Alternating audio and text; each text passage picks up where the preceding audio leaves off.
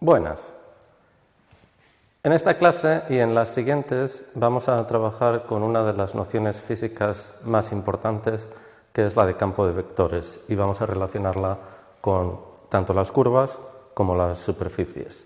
Pero es importante darse cuenta de que en física hay dos tipos de, vamos a llamarlas cantidades o de magnitudes, que como bien sabéis son las escalares, números, como la energía, la masa, el momento de inercia, y cantidades vectoriales, que son, magnitudes vectoriales, que son magnitudes en las que no solo interesa cuánto hay, sino la dirección en la que hay de eso.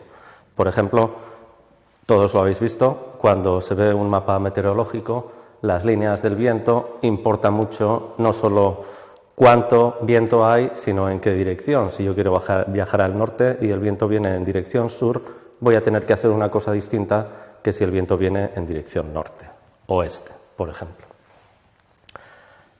Eso es posible trabajar con ello utilizando las herramientas del cálculo diferencial y del cálculo integral. Es lo que vamos a ver y es lo que se llama cálculo vectorial de toda la vida. ¿Qué es un campo de vectores? Un campo de vectores no es más que lo que hemos visto todos en los mapas meteorológicos, que es una representación de la realidad. Ojo, es asignar a cada punto del espacio o del plano, si estamos trabajando en el plano, una flecha que indica cuánto hay de algo, en el caso del mapa meteorológico, cuánto hay de viento, y en qué dirección y sentido está. Es, como se ve en el diagrama, asignar a cada punto del espacio una flecha. Eso es lo que significa la palabra vector en griego, una flecha.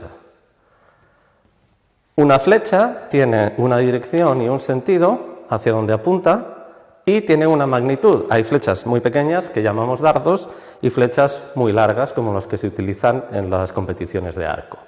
Eso, exactamente eso, es un vector. En este punto el vector apunta en esa dirección y con esa magnitud, en este otro punto en esta dirección y con esta magnitud, en este punto en esta otra dirección distinta y con mayor magnitud que aquí o que aquí, etcétera, etcétera, etcétera. Para cada punto X, Y, Z del espacio, X, Y si estamos en el plano, se asigna o se da un vector que vamos a llamar X mayúscula y le vamos a poner una flecha para acordarnos de que es un vector que depende de X, Y y Z. Este vector tendrá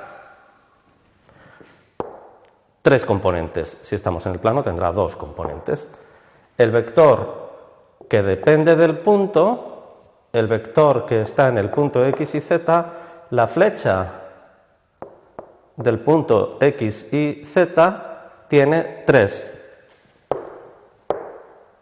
componentes. Las llamamos PQ y R, pero las podríamos haber llamado A, B, C.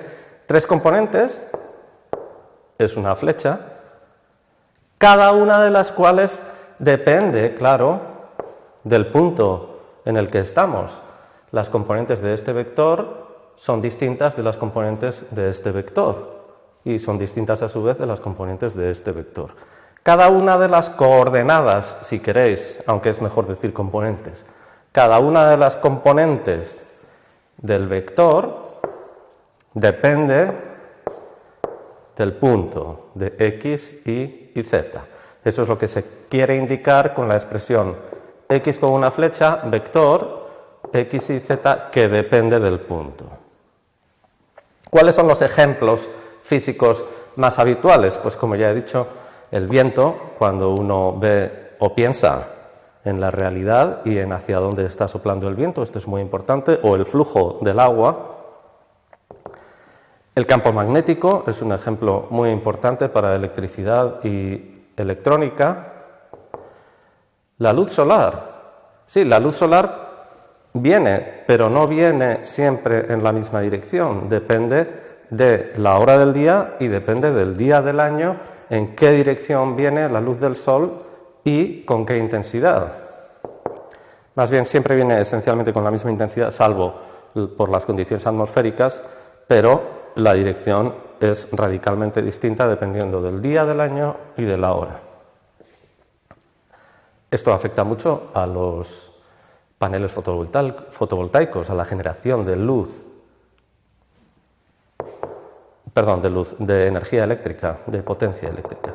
El campo gravitatorio estamos habituados a pensar en que bien son flechas hacia abajo, pero en realidad, y en el momento, por ejemplo, en el que uno tiene que lanzar un cohete, tiene que distinguir la fuerza de la gravedad a distintas alturas, y en el momento en el que uno quiere lanzar un satélite o un artilugio hacia Marte, pues tiene que saber que los campos gravitatorios no son ni mucho menos rectilíneos, en el sentido de que no son paralelas todas las direcciones, sino que van apuntando hacia el centro de un planeta, hacia el centro de otro planeta, y qué pasa entre medias.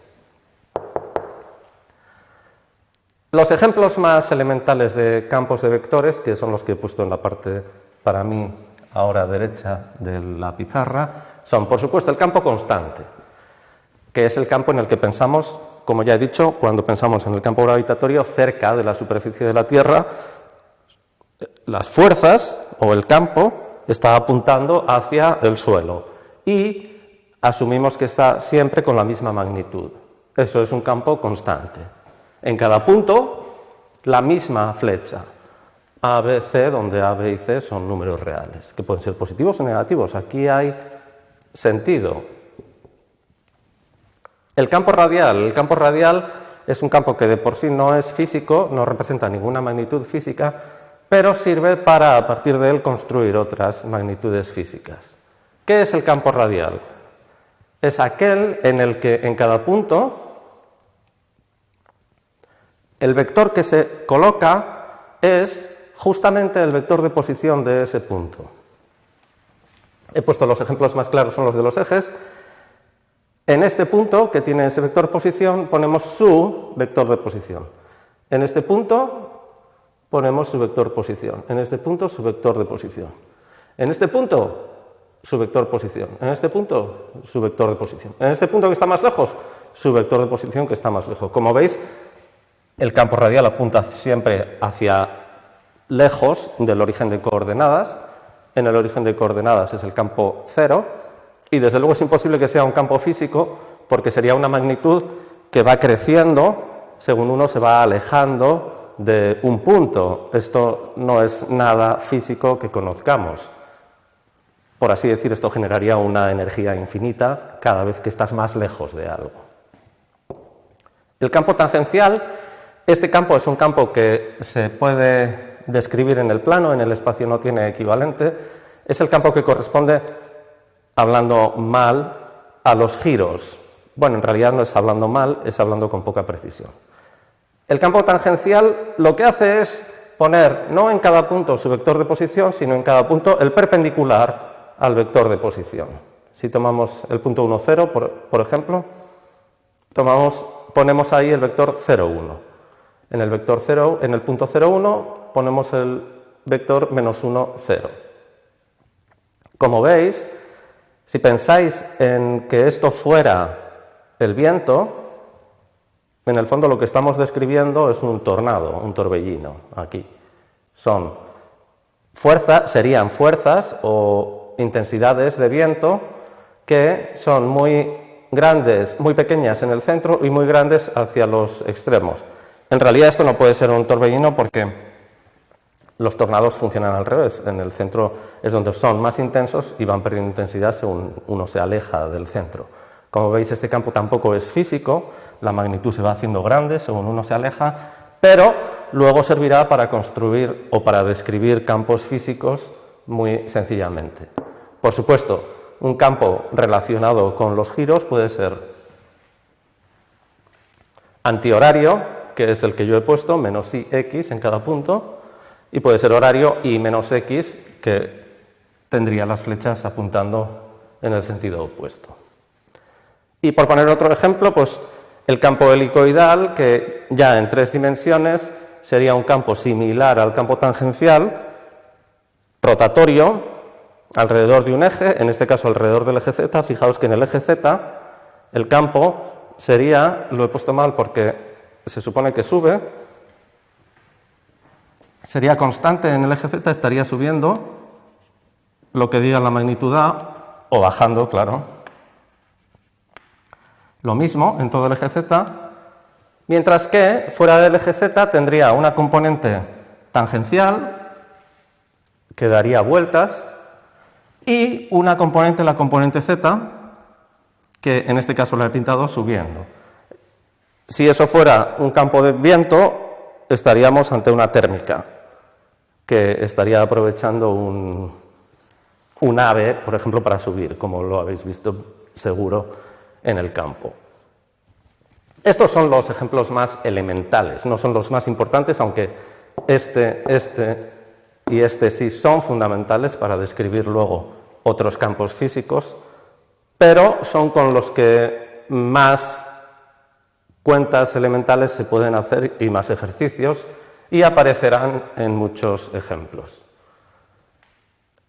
En las siguientes clases lo que haremos será relacionar los campos de vectores con los dos objetos de dimensión 1 y 2 que hemos estudiado antes, que son las curvas y las superficies. Si pensáis una curva aquí, lo que va a haber es una interacción entre el movimiento y el campo, mientras que en una superficie, pensad en las velas de un barco, hay una interacción entre el campo y todos los puntos de la superficie. Pero eso ya lo veremos más adelante. Muchas gracias por vuestra atención.